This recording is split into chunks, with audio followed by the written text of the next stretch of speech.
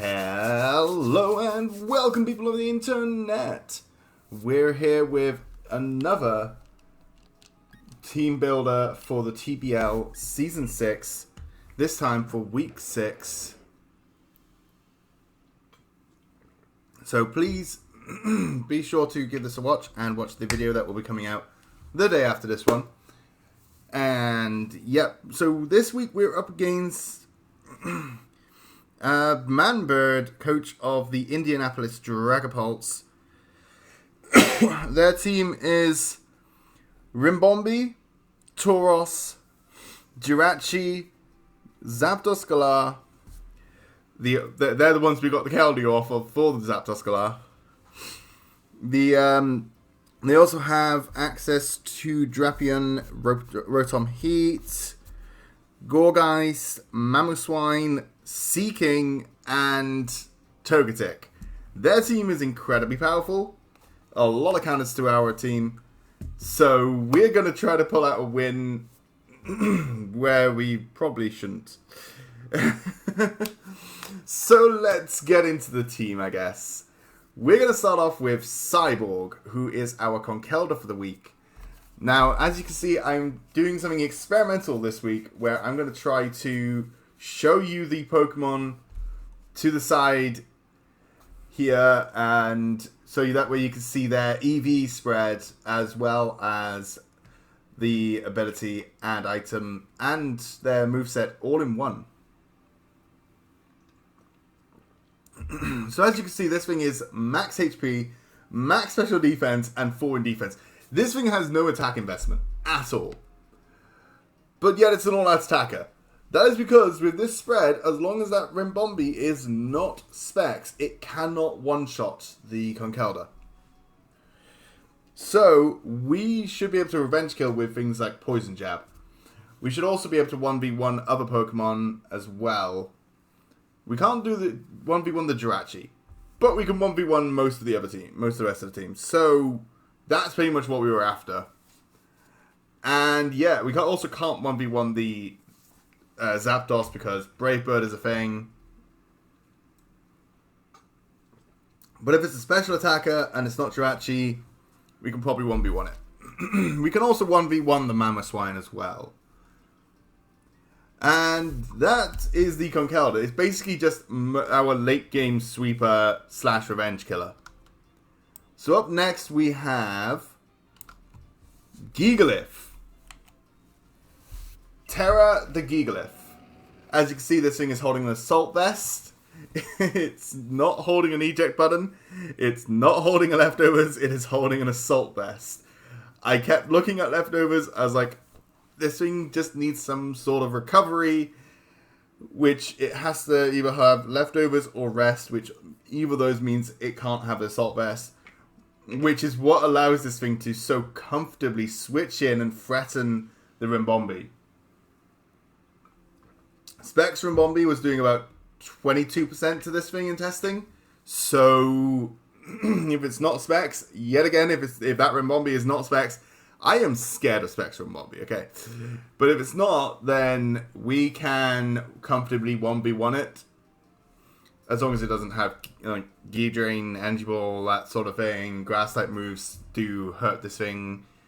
It does around 50% to it, so give and take, I guess.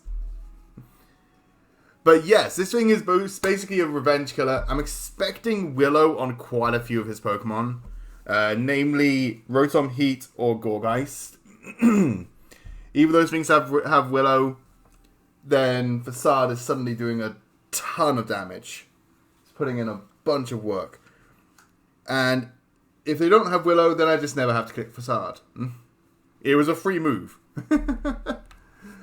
Next up we have Raven, our trusty Mandibus. I was sleeping on Mandibus for the first half of this league, so I'm glad I finally am putting this thing to work, because trust me, this thing is putting in the work, and that is what we needed it to do. I'm sorry it's covering my sprite. I'll move my sprite over here, actually. That works. But yes, Mandibus is this week holding Rocky Helmet and is a more offensive set. It is running 244 in HP and 252 in defense. That spread allows it to live a +2 Zapdos Galar. And also Revenge Kill with Brave Bird. So we're going to put in the work. We're going to use this thing as a counter to the Zapdos, or maybe a switch in multiple times thanks to Roost. It's also a defogger, which I know, no heavy duty boots. I'm not expecting rocks. I looked at his team. He has webs on Ribombee, which this thing doesn't trigger. Toxic spikes on Drapion, this thing doesn't trigger. And 2 rock setters in Jirachi and Mamoswine, which Mamo might have rocks, but then it's not running Choice Band or Choice Scarf, and in that case we are good to go. Our team isn't particularly weak to rocks. It's only really, well, you'll see the rest of the team in a moment, but we're not bringing many of our Pokemon weak to rock, because they coincidentally are mostly also weak to ground. Entei. Which is our only other Pokemon actually weak to rock. So, yes, no Entei, that's a sneak peek, but we'll keep going. So, yes, Knockoff and Brave Bird. Knockoff is because things don't really want to switch in on Knockoff, and this thing can comfortably sit there in front of a physical attacker. So, being able to comfortably sit there in front of a physical attacker and just click Knockoff and get rid of their item is great. Next up, we have Trusty Nightwing, who is our Keldeo.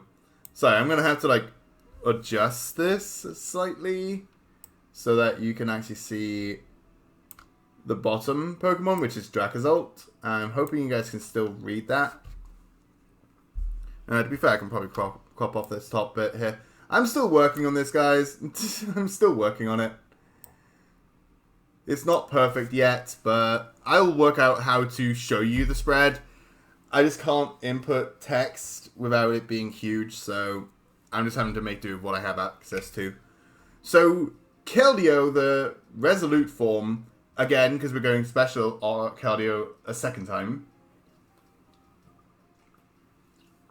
is looking to come in on things like Mamoswine to just click Sacred Sword and just go ham. As you can see, it is holding a Choice Specs. Mamoswine does not appreciate Choice Specs Sacred Sword, or Scald, for that matter. Depending on what his team spread looks like, I'm either clicking Scald or Sacred Sword. Most of his team does not resist water. So, we can just click Scald and it be completely free. We can also click Air Slash if we think they're going to go into Ribombee. Again, Ribombee, scary. This team does not like Ribombee.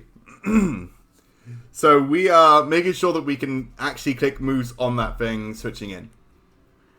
Next up we have Jinx, the Haunter, holding a Choice Scarf, rocking that very offensive spread, looking to click pretty much coverage for most of my opponent's team. Giving us that all-important fighting immunity, so a Scarfed or Banded Zapdos cannot spam Thunderous Kick, or Close Combat, or any of its fighting type moves that are incredibly scary, because they are stupidly high power. Yes, anyway, we are looking to just spam moves here with Psychic covering a lot of his team. He has 1 Psychic immunity. We do not like the Drapion. We switch out on the Drapion.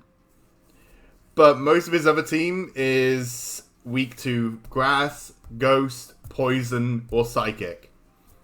So we can just click a move and just say, yep, we're on this move. He has no normal types? No, he has a Tauros for normal.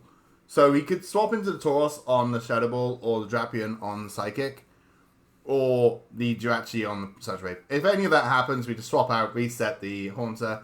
I don't like swapping against this team, but Haunter is our breaker in the early game. Keldeo is our sweeper in the late game. We weaken things with Haunter. We then go into Keldeo and just Mach Punch them to death. That is our plan for this week. And just because we are bringing the Keldeo, Dracozolt does not do much in this matchup.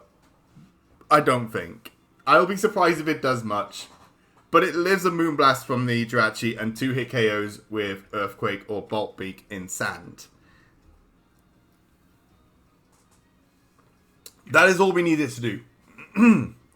We come in, we click Bolt Beak, we hope they don't go into the 2 electric immunities. They do. We can low kick the if it's already weakened, we can low kick the Mamoswine, do about 70%, 50 to 70%, depending on the spread. If we see the switch into, let's say, the Sea King, we can go into Keldeo, who can 1v1 Sea King. If we see the switch into Zapdos, predicting Earthquake, it just dies to Bolt Beak. And if we can outspeed it, we can just kill it with Bolt Beak.